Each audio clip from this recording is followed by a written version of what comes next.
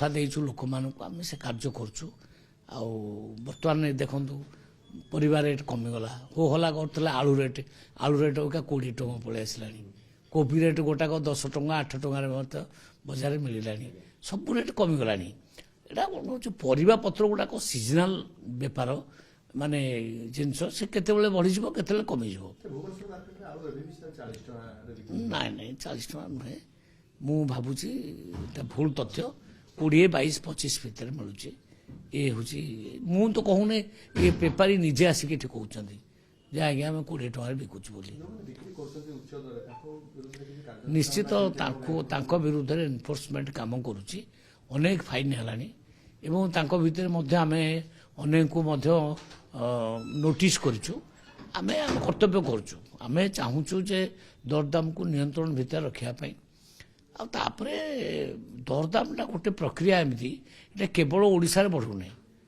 ମୋର ଜଣେ ବନ୍ଧୁ ବାହାରେ ଯାଇଥିଲେ ସେ ଏଠୁ ଫୋନ୍ କଲେ ଭାଇ ଏଠି ଚିଲେଇ ଚାଲେ ହେଉଛନ୍ତି ଲୋକ କିନ୍ତୁ 50-60 ଟଙ୍କା ଆଳୁ ରେଟ୍ ଅଛି ବାହାରେ। ମାନେ ରେଟ୍ ଗୁଡ଼ା ଆମେ ଶୁଣନ୍ତୁ ଆଜ୍ଞା ମୁଁ ସେଥିପାଇଁ କହିଲି ଯେ ପ୍ରଡକ୍ସନ୍ ଉପରେ ଆମେ ଧ୍ୟାନ ଦେବା। ଆମେ ପ୍ରଡକ୍ସନ୍ ଉପରେ ଧ୍ୟାନ ଦେଲେନି 24 ବର୍ଷ କାଳ।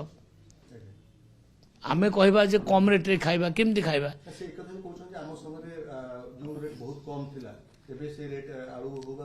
ନାଇଁ ନାଇଁ ତାଙ୍କ ଅମଳରେ ବି ରେଟ୍ ବହୁତ ବଢ଼ିଥିଲା। ଆଳୁ ରେଟ୍ ବି ବହୁତ ବଢ଼ିଥିଲା। ବାଇଗଣ ରେଟ୍ ବି ବଢ଼ିଥିଲା। ତାଙ୍କ ରେଟ୍ରେ ବହୁତ ବଢ଼ିଥିଲା। ବଢ଼ିନଥିଲା ଆଉ କେମିତି? ସିଏ ଯେଉଁ ଭାବୁଛନ୍ତି ଯେ ତାଙ୍କୁ ମାନେ କିଏ ଗୋଟେ ହରେଇ ଦେଲା ଆଉ ସିଏ ହାରି ନାହାନ୍ତି ଏଇ ଯେଉଁ ମାନସିକତା ସେଇଟାରୁ ସେମାନେ ତଳକୁ ଆଗ ଆସନ୍ତୁ। ସେମାନେ ଅର୍ଦ୍ଧନିଦ୍ରା ଅବସ୍ଥାରେ ଅଛନ୍ତି। ଗୋଟେ ଲୋକ ନିଦ୍ରା ଭଲ କି ଯାଇନଥିବ ସେ ବେଳେବେଳେ ଭାବିପାରେନି ଯେ ମୁଁ ରିଅଲିଟିରେ ଅଛି କି ନିଦ୍ରା ଦେଖୁଛି ରେ ଅଛି ସେ ବୁଝିପାରେନି। ତେଣୁ ସିଏ ଗୋଟେ ଅଲଗା ସ୍ଥିତିରେ ଅଛନ୍ତି। ସେ ଭାବୁଛି କ'ଣ ଗୋଟେ ହେଇଯିବ ଆଉ ଗୋଟେ ପୁଣି ନବୀନ ପଟ୍ଟନାୟକ ମୁଖ୍ୟମନ୍ତ୍ରୀ ହେଇଯିବେ। ଲୋକ ଗଧେଇକି ଯାଇକିରି ବିଲରେ ଧାନ ଦେଖିବାକୁ ଯାଉଛନ୍ତି। ଆମେ ତ ଗଲୁ ସେମିତି ଗଲୁ। କୃଷକମାନେ ଆସିଲେ ଧାନ ଆମକୁ ଦେଖେଇଲେ ଆମେ ତାଙ୍କ ଧାନ ଦେଖି ଆଇଲୁ। ଆମେ ତ କେଉଁଠି ଲୋକ ଗଦେଇନୁ। କିଏ ବିଲକୁ ଯିବା ପାଇଁ ଲୋକ ଗଦାଏ। ଏସବୁ ନୂଆ ଷ୍ଟାଇଲର ରାଜନୀତି ଆମେ ଦେଖିବାକୁ ପାଉଛୁ। ଏବେ ବି ଲୋକପ୍ରିୟତାରେ ନବୀନ ପଟ୍ଟନାୟକ ବହୁତ ଆଗରେ।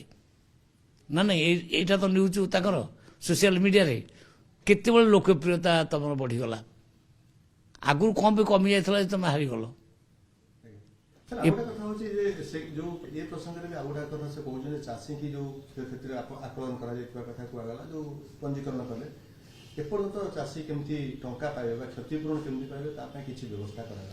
ନାଇଁ ନାଇଁ ଚାଲିଛି ଆମର।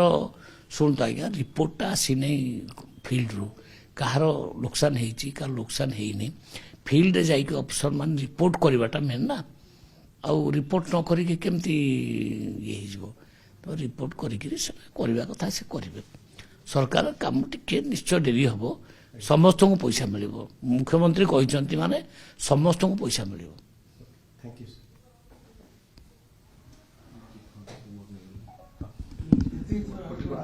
ଆପଣ କହୁଥିଲେ ଯେ ଆମ ସରକାର ଯାହା ଯାହା ଇସ୍ତାହାର ଦେଇଥିଲେ ସେତେବେଳେ ସବୁ ପୂରଣ କରାଯିବ କିନ୍ତୁ ଚିଟଫଣ୍ଡ ସାର୍ ଗୋଟେ ବଡ଼ ଇସ୍ୟୁ ସାଧାରଣ ଲୋକଙ୍କର କଥା ବି ନିଜେ ମୁଖ୍ୟମନ୍ତ୍ରୀ ଏକ ସଭାରେ ବି ଉଠେଇଥିଲେ। ଇଏ ସାର୍ ଆର ଏଇ ପ୍ରକ୍ରିୟା କିଛି ବି ଏପର୍ଯ୍ୟନ୍ତ ଆରମ୍ଭ ହେଲାଣି ନା ନାହିଁ? ନାଇଁ